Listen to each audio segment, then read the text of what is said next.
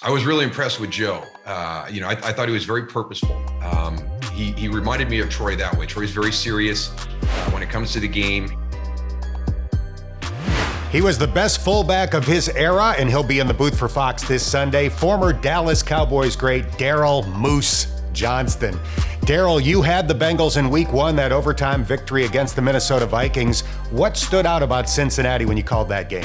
Really, the big thing for me was the resiliency, through that game. A team that's made a lot of splash in the offseason with some of the free agent acquisitions and then the draft. There's expectations coming in, and then you get into a game, and those are the areas where you want to see if you've taken that next step. Let's talk a little bit about Joe Burrow. You were drafted in the second round by the Cowboys in 1989, the same year they took Troy Aikman #1 overall, so you saw his growth from 1-15 as a rookie to Super Bowl champion in year 4. Do you see any parallels where Joe Burrow is concerned? I was really impressed with Joe. I thought he was very purposeful.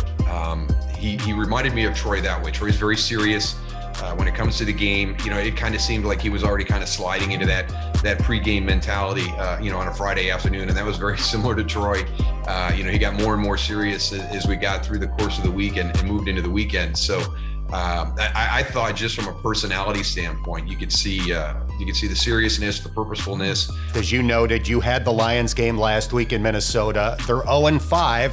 But in 2 out of their last 3 games, they had the lead in the final minute and lost on a really long field goal, 66 and 54 yards. What are the strengths of the Lions right now?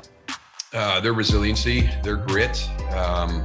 There's a ton of fight in them. There's talent that you're going to see grow down the road, but they just don't know how to finish those games. They don't know how to close them out and get that victory. What do you think of Jamar and the Bengals receiving group as a whole? Well, I think that's going to be probably the big tide turner this weekend against the Lions. When you've got the wide receiver group that Cincinnati does, that's going to be very difficult for people to defend. I appreciate your time. Have a great call this Sunday. Thanks, appreciate it. Good luck to you guys.